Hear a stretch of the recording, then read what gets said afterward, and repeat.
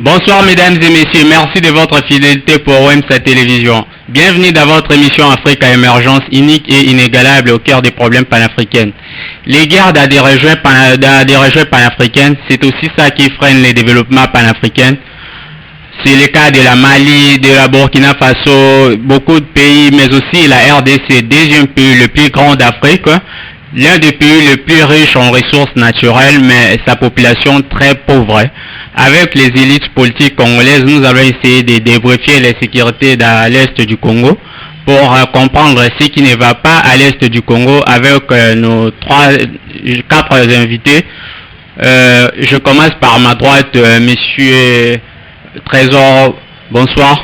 Bonsoir, monsieur Abdoul, bonsoir à tous les téléspectateurs qui nous font confiance à ce net moment. Et je profite de cette occasion pour dire bon séjour à l'Espagne, à mon chef et notre leader politique, l'incarnation de la sagesse, monsieur Augustin Kabouya, qui séjourne à l'Espagne au Congrès national des socialistes. Merci d'avoir accepté notre invitation. Monsieur Thomas, bonsoir. Bonsoir, monsieur Abdoul, ravi d'être invité dans cette émission aujourd'hui, et je pense qu'on pourra partager avec nos frères congolais qui sont en train de nous suivre matin, midi, soir, qui sont en train de souffrir à l'Est, être tués, être massacrés par des terroristes de Paul Kagame avec la complicité des Occidentaux. Merci, monsieur Trésor Poutou, bonsoir. Oui, bonsoir, chers journalistes. Merci d'abord pour l'invitation à cette émission. C'est pour moi encore un honneur de partager encore une fois la souffrance avec le peuple congolais des provinces massacrées par le rebelle GM23 de M. Paul Kagame. Je suis très heureux d'être invité ici pour partager ensemble avec les amis qui sont sur le plateau les problèmes qui se vivent à l'est de notre pays. Merci beaucoup, monsieur. Monsieur Thomas, vous savez, le gouvernement congolais nous dit que la RDC est agressée par le Rwanda à travers les M23. Ça, c'est la version congolaise. Et d'après les murmures, on nous dit aussi que l'Occident est complice du Rwanda dans cette agression. Est-ce pour vous, les politiques, les élites politiques congolais, est-ce l'Occident est allié à la RDC ou il est complice du Rwanda? Monsieur Abdoul, ce que je peux dire au peuple congolais, aux peuples qui ne sont pas congolais, qui sont au moins ailleurs, comme des frères, voisins, circonsorts, et que notre pays est en train de subir une situation qui est un peu délicate, une situation complexe. Nous sommes agressés, mais on ne peut pas se limiter seulement à une agression, mais notre pays est en train de subir une troisième guerre mondiale silencieuse, imposée par les Occidents, des multinationaux et leurs marionnettes Paul Kagame qu'on nous a fait voir au premier rang, mais derrière lui il y a des multinationaux et des occidentaux qui sont en train de tuer, piller, massacrer les peuples congolais pour notre richesse, pour des choses qu'on ne peut pas comparer avec la vie humaine. S'ils ont besoin soit des minéraux, ils ont besoin de quelque chose, ils peuvent négocier avec des gouvernements responsables qui cherchent au moins à s'emparer dans une situation calamiteuse, dans une situation malhonnête, dans une situation mauvaise, chercher à prendre, à piller et à tuer les Congolais pour s'emparer de notre territoire. C'est ça ce qu'on est en train de subir et de voir ce qui se passe. Monsieur Thomas, vous nous dites ça, ce sont des murmures, mais on a vu on l'a même surnommé ici à Kinshasa. J'ai entendu dire qu'on a surnommé l'ambassadeur américain Nzita. Il était même surnommé au nom congolais Nzita. Il était proche les opposants congolais reprochaient à M. Félix Tshisekedi d'être plus proche à cet ambassadeur-là. Comment il serait contre vous alors qu'il était plus proche de M. Félix Tshisekedi? Non, je peux te répondre à cette question-là comme juriste de formation. Un ambassadeur, c'est un fonctionnaire international. Quand on lui fait quitter dans son pays, on lui envoie dans une mission dans un autre pays, il doit faire l'effort pour s'imprégner dans la vie privée, dans la vie sociale, dans la vie culturelle de là où on l'a affecté. C'est ça ce que Nzita, celui qu'on appelle Nzita, a fait. Il s'est imprégné dans notre vie sociale, vie culturelle, pour connaître et chercher au moins à puiser à la source. Mais il joue les jeux doubles. Il peut vous faire voir apparemment que non, il est avec vous, mais quand il fait les rapports, quand il veut au moins accomplir la mission par laquelle on l'a assigné par son pays, il ne vous dira pas. Ok, merci monsieur Thomas, monsieur Trésor. L'Occident allié aux complices. Mais c'est toujours les Occidents qui nous dérangent. Vous savez bien, l'Occident ne peut pas laisser le Congo libre, parce que si l'Amérique et les autres pays occidentaux sont en train de survivre, c'est grâce à nos minéraux. J'ai toujours dit nous avons un problème par rapport à nos richesses. C'est de cette richesse qui pose toujours problème. Mais avec la politique qui est en train d'amener M. Félix Tshisekedi, moi je pense que les choses iront quand même bien. Nous avons deux volets que les chefs utilisent souvent. Il y a la volée diplomatique et la volée militaire qui est déjà mise en place. Mais c'est à travers cette politique de la diplomatie très agissante et ça pour rendre un peu difficile les Occidentaux par rapport à leur politique confidentielle qu'il faisait avec le régime passé de M. Joseph Kabila. Avec la politique de M. Félix Tshisekedi, c'est la politique du peuple d'abord, gagnant-gagnant, et maintenant les Occidentaux ne se retrouvent pas. Voilà pourquoi il est en train d'accentuer tous ces qu'on est en train de décider. Mais à l'époque aussi de M. Joseph Kabila, il y avait toujours la guerre. Non, il y avait la guerre, mais... La guerre date depuis 1900, depuis Maréchal Mobutu, je dirais même depuis l'époque coloniale. Jusqu'à présent, nous sommes à la 25e année de l'agression de notre pays à côté de l'Est. Et ce que nous devons quand même savoir, il y a une grande différence entre l'implication du gouvernement de M. Félix Tshisekedi et avec d'autres régimes passés. Avec M. Joseph Kabila, lui, Monsieur, s'il vous plaît, ça, nous ne sommes pas là. Je parle si les Occidentaux sont complices ou pas. Je reviens dans le vif débat et détail. Vous devez comprendre que les Occidents sont dedans parce que l'agression de l'Est ou la guerre de l'Est, c'est en caractère multidimensionnel. Il y a la guerre de minéraux qui sont en train de viser les Occidents. On a vu les secrétaires d'État, monsieur Blinken, qui était à Kinshasa ici, pour essayer de réconcilier tout cela. Comment il peut être être complice et venir aussi à Kinshasa pour essayer de régler les problèmes? C'est ce qu'il vient de dire notre Kouloutou ici au plateau. Il a dit il y a l'agenda caché. Vous savez bien, les Occidents n'aiment pas les Africains parce que l'Occident vit de l'Afrique à travers tout ce que Dieu nous a donné. Et comme il manque cette richesse, il va toujours nous faire revivre ce que nous ne prétendons pas. Voilà pourquoi nous étant des patriotes, pour l'amour du patrie, nous sommes alignés derrière le chef de l'État pour essayer un peu de l'accompagner à ce qui concerne cette politique de gagnant-gagnant pour l'intérêt du Congo. Monsieur, merci beaucoup, monsieur Pouto. Oui. Est-ce l'Occident, ce sont des complices, des méchantes personnes qui n'aiment pas la RDC? Oui, je crois bien les réponses sont données par mes co-débatteurs. Vous savez, la guerre à l'est du pays, c'est une guerre d'abord qui est économique, c'est une guerre cachée. À l'est du pays, les multinationaux, je cite l'Europe, l'Amérique, disons les Occidentaux, sont complices. Ils sont complices dans cette guerre qui se passe à l'est du pays. Ils veulent piller les minéraux, voler d'une manière cachée. Mais ils ne veulent pas entendre ce que le président de la République avait dit. Quand le président de la République est arrivé au pouvoir, il a dit maintenant c'est les affaires gagnant-gagnant. Avant ce n'était pas gagnant-gagnant. Oui, avant ce n'était pas gagnant-gagnant. Avant c'était que chaque personne peut faire tout ce qu'il veut. Mais il y avait toujours la guerre, c'est ça le problème. Il y avait la guerre, je sais bien il y avait la guerre. Et cette guerre est maintenant d'actualité. Et cette guerre a été aggravée par les gens du régime que vous connaissez. Comment est-ce que vous voulez partager les pouvoirs? Vous voulez partager l'administration avec un groupe rebelle à l'est du pays? Si vous demandez, ce n'est pas seulement le M23 qui est actif.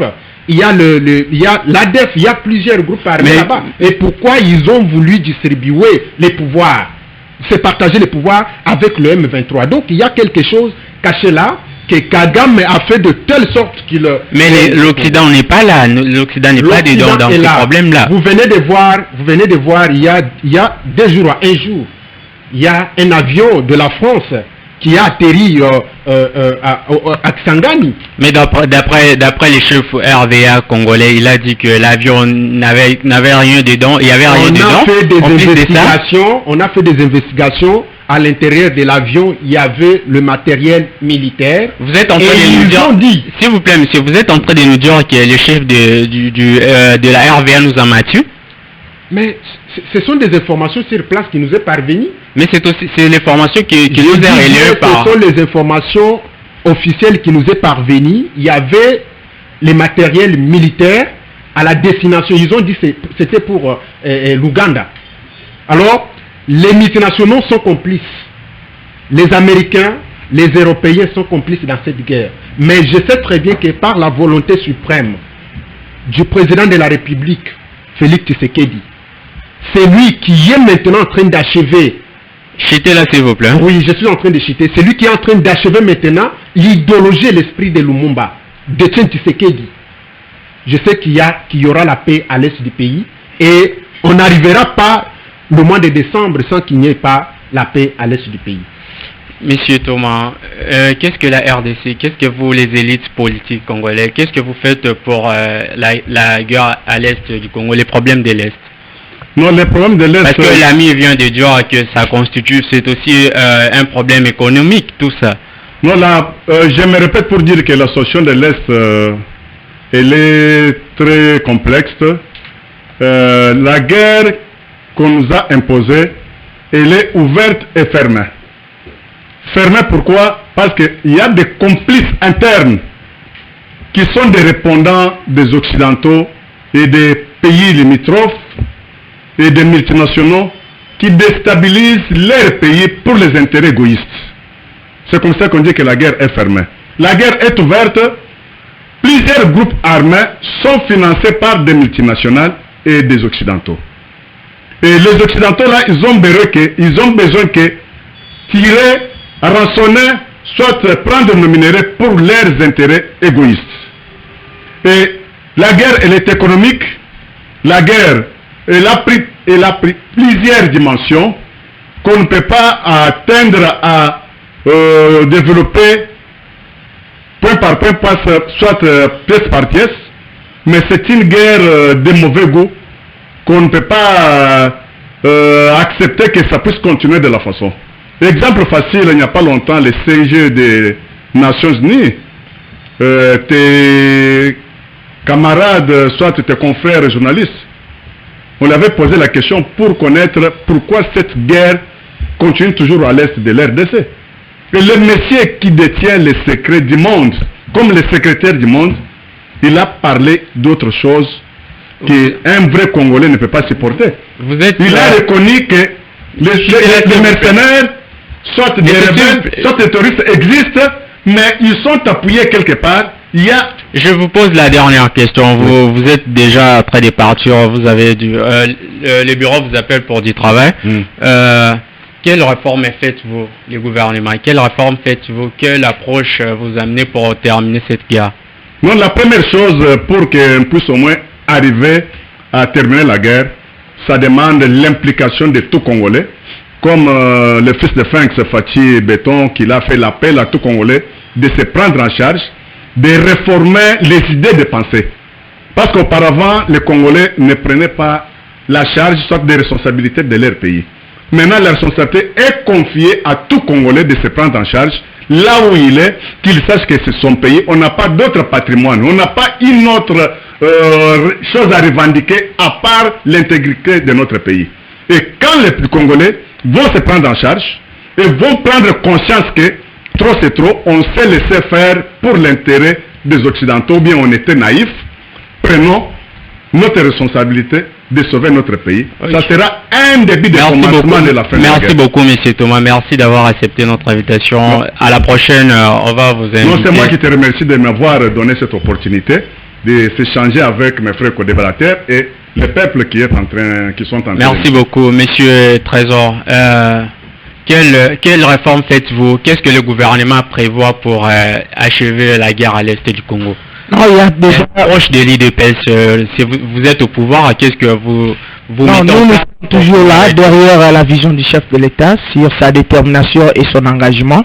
Vous savez, ce qui doit nous sauver, c'est l'amour de la patrie. C'est l'amour de la patrie. Voilà pourquoi nous, étant sa famille politique qui accompagne souvent le chef de l'État, voilà pourquoi nous sommes là pour accompagner rien que la vision du chef de l'État. Et nous appelons aussi le peuple congolais de pouvoir s'aligner derrière cet appel patriotique lancé sur l'enrôlement des jeunes à l'armée pour essayer un peu de défendre notre intégrité territoriale qui est menacée toujours par les Occidentaux imposer leur système pour essayer un peu de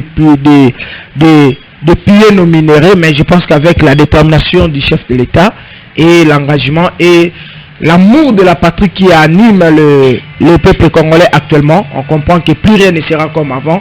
Et moi je pense que nous tendons vers la fin pour cette aventure de la tuerie imposée par les Occidentaux au niveau du mouvement M23 via le Rwanda. Ok, merci M. Pouto. Est-ce l'appel du chef de l'État à la mobilisation, à l'appel aux jeunes pour s'enrôler à l'armée, est-ce que cela suffit pour finir la guerre à l'Est? Oui, c'est parmi le matière constitutionnelle. Le chef de l'État se référait à l'article 64 de la Constitution qui dit qu'en cas de l'agression, en cas que votre pays est attaqué par l'ennemi, tous les Congolais ont l'obligation de défendre l'intégrité du pays. La défense de l'intégrité du pays va commencer d'abord par l'armée.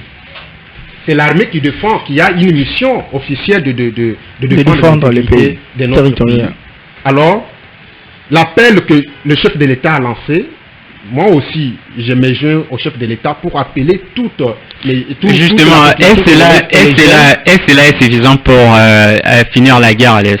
Mais je vous ai bien dit que c'est la première des matières. On commence par défendre le pays. C'est la population qui défend le pays. D'abord, ce n'est pas une population de notre pays qui viendra défendre votre pays. Vous-même, d'abord, vous allez vous engager. C'est pourquoi le chef de l'État a appelé la jeunesse congolaise à s'enrôler massivement dans l'armée pour défendre le pays. Et je suis sûr et certain, le nombre de nos militaires qui s'ajoutent aujourd'hui, ça va encore faire quelque chose.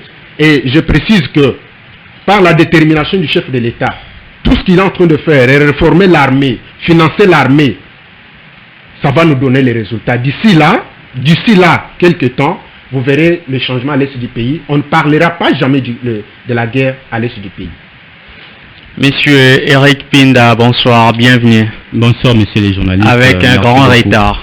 En tout cas, il y a des réalités qu'on n'arrive pas à maîtriser. Vous savez, à Kinshasa, les embouteillages et tout. Donc, c'est vraiment dommage, mais du moins, je salue tous mes co-débatteurs. Merci beaucoup. Mais aussi tous ceux qui sont en train de nous suivre en ces moments.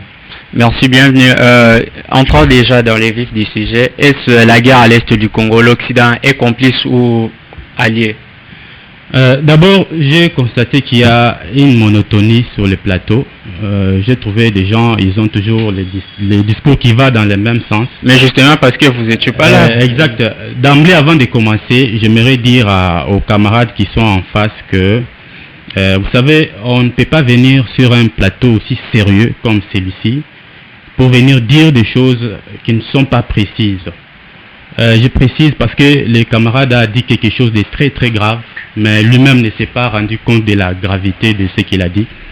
Il a dit qu'on a fait des investigations sur l'avion qui a atterri à Kisangani et on a trouvé qu'il y avait des munitions à l'intérieur. Il a dit on, il a utilisé les pronoms on, alors que nous avons tous suivi. Moi je ne fais pas partie de sa famille politique, parce que j'ai senti déjà du côté où il est. Justement, vous êtes comme ministre politique congolais. J'ai suivi le ministre de la Communication lui-même, les porte-parole du gouvernement, dire que l'avion était en panne et avait demandé l'autorisation d'atterrir pour être dépanné. Mais aussi les autorités de la RVA l'ont affirmé. Mais je ne sais pas sur base de quoi il est en train de soutenir ce genre d'allégations. C'est très dangereux et ça nous met tous en danger. Vous voyez, même si nous n'avons pas, nous, l'habitude de craindre ou d'avoir peur de qui que ce soit, mais je lui dis qu'il est en train de se mettre en danger lui-même. Revenez dans les sujets. Merci beaucoup. Par rapport à la guerre de l'Est, vous savez, le problème, c'est pas l'Occident. Le problème, c'est pas l'Occident. Nous sommes habitués à crier Occident, Occident. Vous savez, on ne peut pas aujourd'hui demander que les Occidentaux nous libèrent. Du genre demander la liberté chez les Occidentaux. Non. Non, on ne demande pas ça. On dit si il est allé au Rwanda ou bien à la RDC. J'ai suivi les interventions de nos amis. Non, je demande d'abord votre point de vue avant d'élaguer les lacunes qu'ils ont dit. Ben écoutez, le problème c'est pas l'Occident. Le problème c'est nous. Pourquoi? Parce que Dieu, tel qu'il a créé tout le monde, il a mis en chacun les germes des libertés. L'homme est libre et les Nations Unies d'ailleurs reconnaissent à tout peuple les droits de disposer de lui-même. On ne peut pas toujours continuer à dire c'est l'Occident, c'est l'Occident. Mais alors nous, qu'est-ce qu'on a déjà fait? Aujourd'hui, la guerre, le problème de la guerre de l'Est, c'est un problème interne. Bien que ça ait des souches au niveau extérieur, mais la solution ne pourra venir que de nous seuls, nous, peuple congolais. Vous savez, il y a parfois des gens qui ne comprennent pas ce que c'est l'État. Ou bien il y a parfois des autorités qui ont la possibilité d'actionner la puissance publique, mais qui ne s'en rendent pas compte. Je vais vous dire une chose. En réalité, l'État ne faillit jamais devant un individu. Mais le M23, c'est pas des individus, c'est une institution quand même. Le M23, c'est une rébellion. Vous êtes d'accord avec moi? Une rébellion. Je ne vais pas être d'accord avec vous. Non, le M23, c'est une rébellion. Je ne vais pas être d'accord avec vous. Vous pouvez. À moins que vous ayez votre logique qui est contre tout le monde. Moi, je sais que le M23, c'est une rébellion. Une rébellion, c'est un groupe de personnes qui s'opposent à un État. Un groupe de personnes. Or, l'État ne faillit jamais face à un individu. Mais le problème, c'est que les gens qui ont les possibilités, les gens qui sont aux commandes de la puissance publique de l'État, le pouvoir de coercition de l'État ne savent pas en faire usage. Aujourd'hui, la plus grande arme que la RDC dispose, c'est sa population. Et vous savez, dernièrement, les événements de l'Est, lorsque la population s'était mise en colère et était prête à traverser les frontières, vous avez vu comment les Rwandais ont tremblé. J'avais lu les communiqués, ils ont dénoncé les discours d'annexion. Tout ça parce que la population s'était mise en colère. Mais nos autorités ne savent pas. À la place, merci beaucoup. Nous allons revenir. S'il vous plaît. À la place, qu'est-ce qu'ils disent? Ils disent que non, c'est les discours de la haine. Les discours de la haine. Or, ce n'est pas ça. Je vais vous dire une chose. Si le patriotisme, c'est l'amour des siens, alors le nationalisme, c'est la haine des autres. Il n'y a pas de discours de haine en RDC. Voilà. Merci beaucoup, monsieur Eric Pinda. Monsieur Trésor. Oui. Ouais, mais Abdoul, vraiment, je suis très ravi d'écouter religieusement les interventions de notre ami Enelitz aussi au sommet de notre pays. Mais je suis vraiment très, très déçu de voir qu'il porte des allégations qui n'est pas fondées, qui n'est pas vraiment fondées. Mais le grand problème doit comprendre que si nous sommes ici, c'est l'amour de la patrie. Et j'ai aimé l'intervention de M. Trésor Richard Poutou qui vient de l'articuler, l'article 64, mais je reviens un peu à l'article 63 qui dit que en cas, non, je reviens parce qu'il a dit on ne peut pas laisser comme ça. Ok, d'accord, je vous relance alors. Il est en train d'activer indirectement le pouvoir en place. Je vous relance. Le problème de l'Est n'a pas. Très bien. Je vous relance s'il vous plaît. Okay. Quelle approche, vous avez parlé ici de la diplomatie. Quelle diplomatie fait les chefs de l'État? On a vu les chefs de l'État faire beaucoup de voyages, on nous a parlé de la diplomatie et tout. Qu'est-ce que ça nous a donné ou qu'est-ce que ça peut nous apporter plus tard?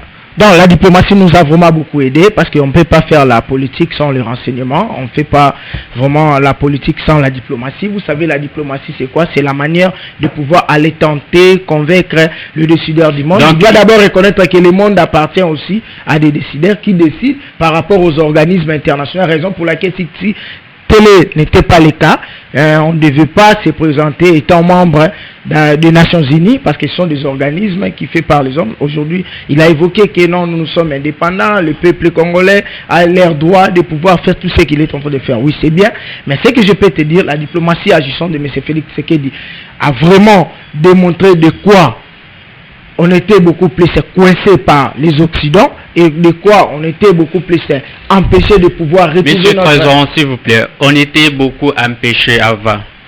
Aujourd'hui, nous ne sommes plus empêchés parce que le chef de l'État a fait la diplomatie agissante. Très bien. Mais aujourd'hui, vous parlez encore de la complicité de l'Occident. De l'Occident par rapport à sa position. Il dit que nous avons l'embargo. Vous avez vu avec les problèmes de l'achat des armes. Vous avez vu l'intervention de M. Christophe Lutundu là. Nous avons acheté des armes de l'autre côté en revenant d'ici. Il a dit que non, ouais, cet avion ne peut pas atterrir. On a un problème avec l'achat des armes. Et tandis que les émissaires de l'Union européenne, de l'Union des Nations Unies étaient ici à l'Assemblée nationale et au Sénat pour dire que la RDC n'est pas à l'embargo. Il a droit d'acheter des armes comme étant l'armée régulière. Et ce sont les miliciens du M23 qui n'ont plus le droit d'acheter les armes. Maintenant, on comprend que c'est le jeu de l'Occident qui est en train, qui n'est pas honnête. Et voilà pourquoi Merci beaucoup. S'il vous plaît, j'arrive. Voilà pourquoi le chef de l'État a compris. Il a fait l'appel à la patriotisme. Il a dit, comme le volet diplomatique fait encore du quoi, maintenant nous utilisons le deuxième volet qui est le volet militaire qui va maintenant aider comme fait l'Ukraine. Il est en train de discuter, il est en train de parler avec ses homologues, mais aussi longtemps sur le terrain, nous on est entré dans la volet militaire pour aider notre population qui merci beaucoup, Monsieur Richard. Monsieur Richard, est-ce la diplomatie congolaise a échoué ou bien il a réussi?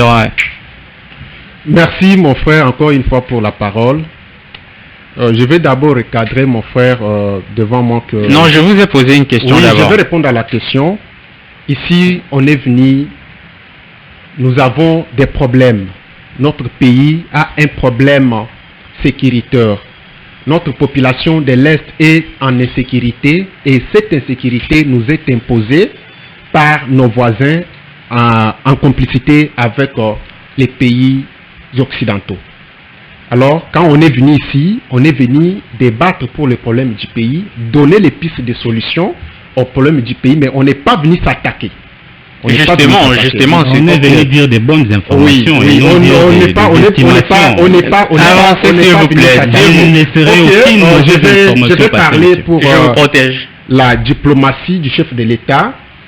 Vous savez, les seuls garants pour le bon fonctionnement des institutions de notre pays, c'est le président de la République. Alors, beaucoup de gens disent, il a voyagé, il a fait ceci, ça n'a pas été... Non. Notre pays n'avait pas encore de relations extérieures. Qui savait que le Rwanda est derrière le M23? Personne. C'était des bobards qui se disaient partout. Mais personne ne savait que le Rwanda est derrière le M23. Personne ne savait pas que les Occidentaux soutiennent aussi le Rwanda pour l'agression de notre pays. La diplomatie du chef de l'État nous a aidés à découvrir qu'est-ce qui se cache derrière le M23, qui soutient le M23. Et aujourd'hui, les résultats sont positifs. Voyez la façon que notre armée est en train de combattre aujourd'hui. Nous étions infiltrés. Le régime que vous connaissez avait nommé des généraux, des groupes armés. Et aujourd'hui, le chef de l'État, par sa sagesse, son intelligence infinie, et nous sommes parvenus à découvrir que non, notre agresseur, c'est le Rwanda. Le M23, derrière lui, il y a telle personne, il y a telle personne. Donc, la diplomatie du chef de l'État a aidé à 100%. Et aujourd'hui, grâce à sa diplomatie, grâce à ses voyages utiles, le Congo va mieux. Et je vous précise que dans quelques jours, la population de Goma, la population des provinces agressées vivront en paix. Merci beaucoup, monsieur Eric Pinda. Oui. Quelle diplomatie, quelle réforme sur le plan diplomatique devons-nous faire pour que la guerre à l'est du Congo finisse? Merci beaucoup encore pour la parole. Mais j'aimerais d'abord commencer à dire aux camarades en face qu'il n'y a que lui qui ne savait pas que le M23 était soutenu par le Rwanda. Nous tous on le savait, même des petits-enfants le savaient. Parce que le M23, je me rappelle, en 2016, lorsqu'il a été défait, ils se sont repliés au Rwanda. une partie au Rwanda, une autre partie au Burundi. Alors lorsqu'il y a mais là, tu n'as pas de s'il vous plaît, précision, il a la parole, s'il vous plaît. Ils s'étaient réfugiés au Rwanda et en Ouganda. Lorsqu'ils reviennent maintenant avec des armes, parce qu'en 2013, les armes avaient été confisquées. Lorsqu'ils reviennent avec des armes, pour vous, les armes viennent d'où? Ces armes-là viennent d'où? Parce qu'eux, ils étaient au Rwanda, ils étaient en Ouganda. Donc, il n'y a que vous qui n'étiez pas au courant. Et alors, vous avez dit que le Congo a beaucoup de problèmes, on n'est pas venu s'affronter, mais on n'est pas non plus venu en rajouter d'autres, parce que lorsque vous donnez des mauvaises informations, vous ajoutez des problèmes sur des problèmes, et ça, ce n'est pas une bonne chose. Alors, aujourd'hui, la solution pour la guerre qui est à l'Est... Non, pas la solution, quelle diplomatie d'abord? Écoutez, la diplomatie agissante, la diplomatie non agissante, depuis le début, ça n'a rien produit. Ça n'a rien produit. Les gens continuent à mourir. Est-ce qu'il faut continuer toujours à soutenir que la diplomatie va régler les choses? Non. Vous savez, il y a plusieurs voies pour régler les conflits entre plusieurs pays. Lorsque vous commencez par la diplomatie et que ça n'a pas marché, ça ne sert à rien d'insister. Donc vous voudrez dire que la diplomatie d'aujourd'hui n'a pas marché, qu'on devait changer l'approche? Rien n'a marché. Vous savez, à Luanda, dernièrement, on a demandé à Paul Kagame de faire replier les M23. Mais est-ce que les M23 a obtempéré? C'est pour dire que la seule solution, c'est la guerre. La diplomatie n'a pas marché. Aujourd'hui, il faut envisager une solution plutôt agressive, plutôt offensive, que continuer avec des discours. La diplomatie dont on nous parle, en réalité, ce sont des discours, et nous, on n'en a pas besoin parce que les gens continuent à mourir. Il faut faire en sorte que cette histoire puisse finir rapidement, et ça ne sera que par la guerre qu'on pourra résoudre la question de l'Est. Il n'y a pas question de diplomatie. Merci beaucoup, monsieur Trésor. D'abord, vous avez parlé de l'armée congolaise. Est-ce que l'armée congolaise est capable aujourd'hui de se battre contre les M23, contre l'agresseur le Rwanda? Oui, nous voyons déjà des gloires en gloire et des victoires en victoire. Et quelle réforme le gouvernement fait pour l'armée congolaise? D'abord, la première réforme, c'est de pouvoir bien financer notre armée et de pouvoir donner des moyens, comme fait actuellement le président de la République, avec la réforme au sommet au niveau de l'état-major général. Il a changé, il a mis des hommes qu'il faut à la place qu'il faut. Et maintenant, avec le moyen qui va maintenant louer le gouvernement congolais pour l'armée, ça permet à nos vaillants soldats de pouvoir combattre pour bouter l'ennemi hors état de nuire. Nous avons vu des localités qui étaient confisquées. Et aujourd'hui, nous avons vu qu'avec l'engagement, la détermination, l'accompagnement du gouvernement et du chef de l'État, ça a permis à notre armée de pouvoir avancer. C'est ce que vous avez parlé. Et maintenant, mon ami qui est en face, il revient toujours à notre idée que j'ai dit, nous avons deux volets qu'on utilise, la volée diplomatique et la volée militaire. Vous avez parlé de l'infiltration dans l'armée congolaise. Très bien. Que faites-vous pour élaguer tout cela? Raison pour laquelle nous ne voulons pas cette erreur qui a commis en 2023 M. Joseph Kabila et sa bande. Et aujourd'hui, il a évoqué les cas qu'on a pris des armes en 2013, on a confisqué. Non, c'est vraiment du mensonge. Moi, je peux te relater. En 2013, Joseph Kabila est allé négocier moyennant Raymond Chibanda pour aller solliciter la clémence auprès de groupes belgérants, la CNDP. Vous comprenez le problème. Comme les M23, il s'est retrouvé au niveau du CNDP, comme il n'avait pas de poste, c'est pour cette raison qu'ils sont retournés au niveau du Rwanda pour aller encore faire une deuxième guerre qu'on est en train de subir sur le mouvement M23. Nous connaissons le M23, c'est quoi? C'est le mouvement du 23 mars. C'est le mouvement du 23 mars. Merci beaucoup. Donc en 2009, voilà pourquoi notre ami doit avoir beaucoup de réserves. Notre ami doit avoir beaucoup de réserves. C'est que je peux lui demander. Merci beaucoup. Vous n'avez plus la parole, monsieur Trésor. Pour aider le pays d'aller en avant parce que le pays est agressé. Monsieur Richard. Oui, mon frère. L'armée congolaise. Oui, l'armée congolaise, je dis bien, l'armée congolaise se porte maintenant bien parce qu'il y a eu réforme. Et aussi, il y a eu changement. Donc, vous êtes en train de nous assurer qu'il n'y a plus des infiltrés, qu'il y a plus... Nous sommes en train... L'infiltration ne se termine pas brusquement comme ça, comme un rêve. Mais petit à petit, nous allons terminer avec l'infiltration dans l'armée. Je vais dire à mon ami qu'il se ressaisisse. Nous sommes en train de débattre pour les solutions aux problèmes du pays. Qu'il se ressaisisse. je sais peut-être que le problème des transports, tout ça, mais à Zonga, Mouké, on est en train de... Le M23, quelles sont les armes qui ont été confisquées au M23 en 2009? Même en 2013. Le M23, en 2013, ok. Très bien. Le M23 a été de fait. Comment? Tu ne donnes pas des explications. Tu sais, en 2000, nous avons toute une histoire du M23, sa création et sa continuité. Personne ne peut nous mentir. Le M23,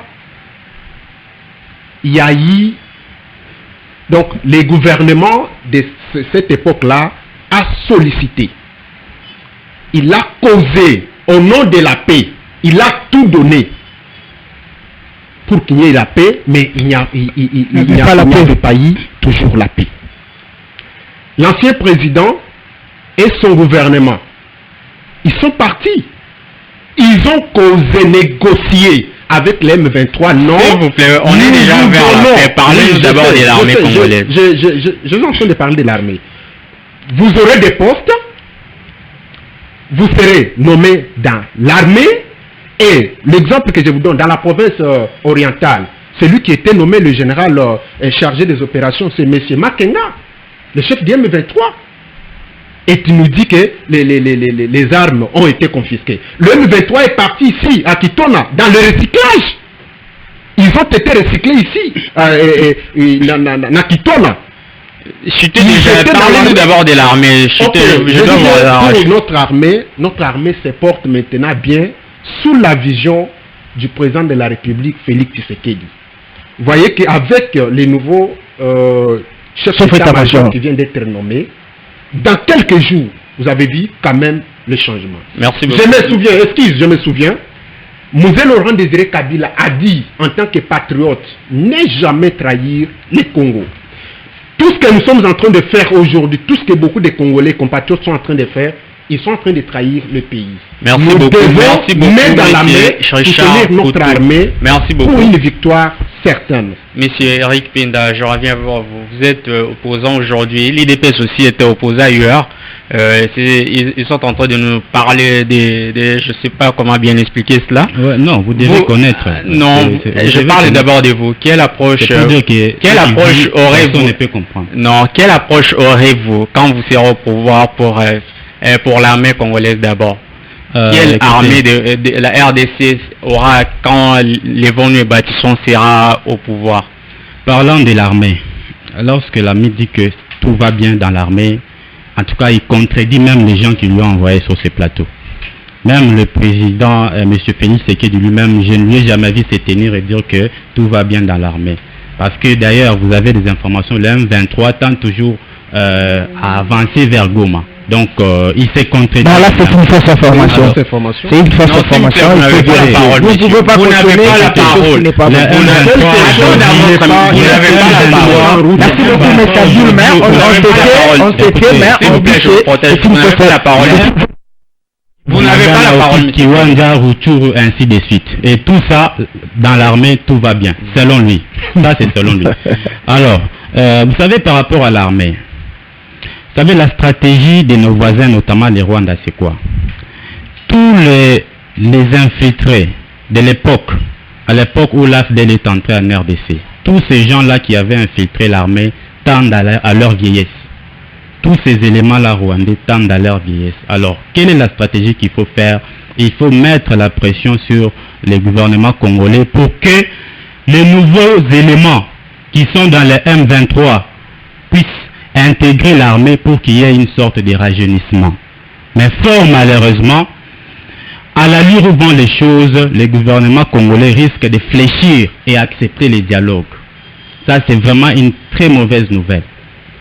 Donc, Monsieur Eric, je vous ai posé d'abord la question de savoir quelle armée auront les Congolais quand les Vonu bâtisseurs sera au pouvoir.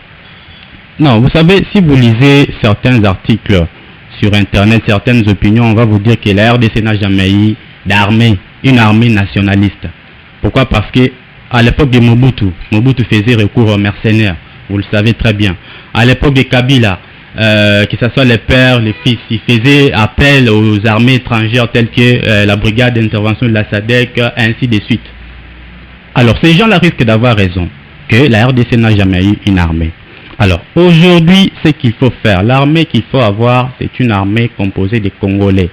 Et la première chose qu'il faut faire, c'est d'abord arrêter cette chaîne de contamination qui sévit à l'est de la RDC, notamment avec des infiltrations. Il faut que ça s'arrête. Aujourd'hui, vous combattez les M23, mais vous travaillez avec les M23 dans les gouvernements. Ça peut, en tout cas, avec toutes les possibilités. Il y a des M23 au gouvernement congolais. Les autorités du M23, la CNDP dont le co-débatteur a cité, ils sont dans les gouvernements de l'Union sacrée.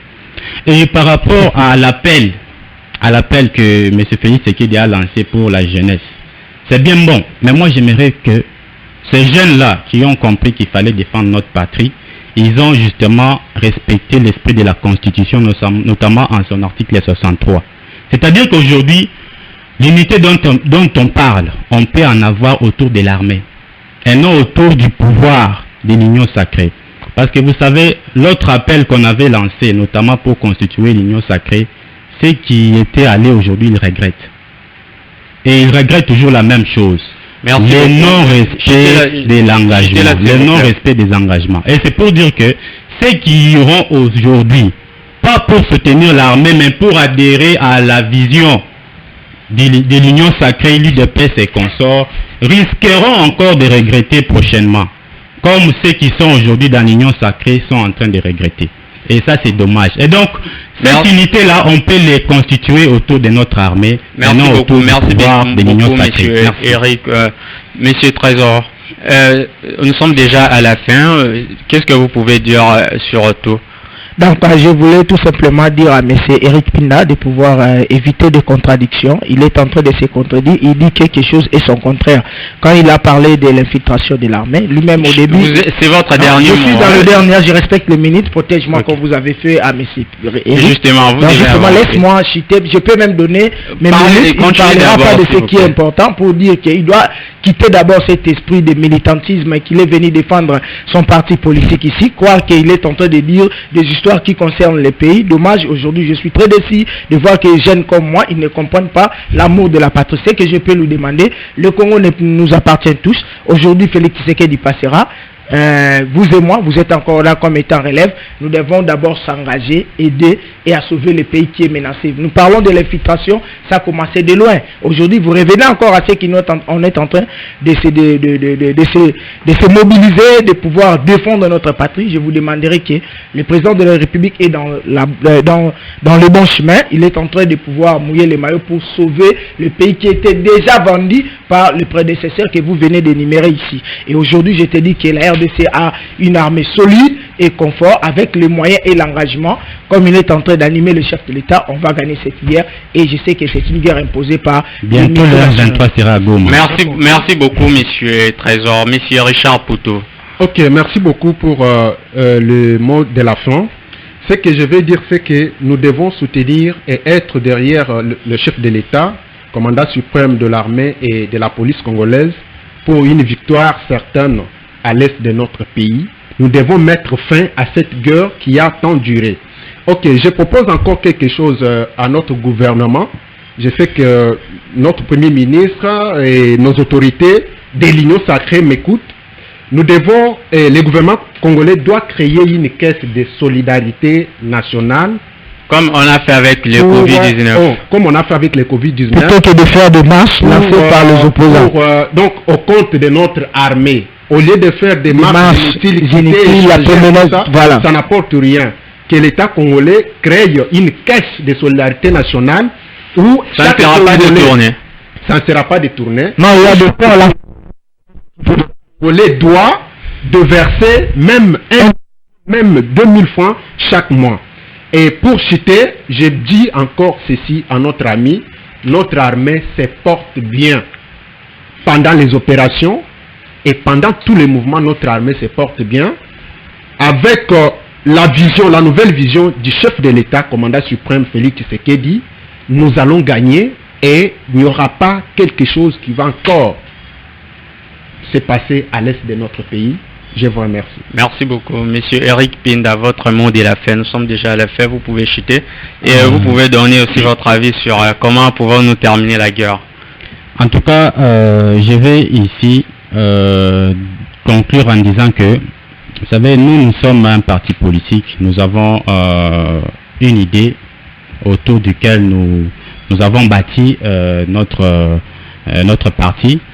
Et donc, face à cette situation, face à la guerre, le pays est en crise, je vais inviter tous les jeunes notamment de mon parti, mais aussi tous les jeunes congolais, que dans l'esprit de l'article 63, qu'ils puissent se tenir et défendre leur patrie. La patrie est en danger, toujours dans l'esprit de l'article 63 de la Constitution. Et je leur demande de ne pas adhérer à ceux qui pensent que la solution viendra de l'Occident.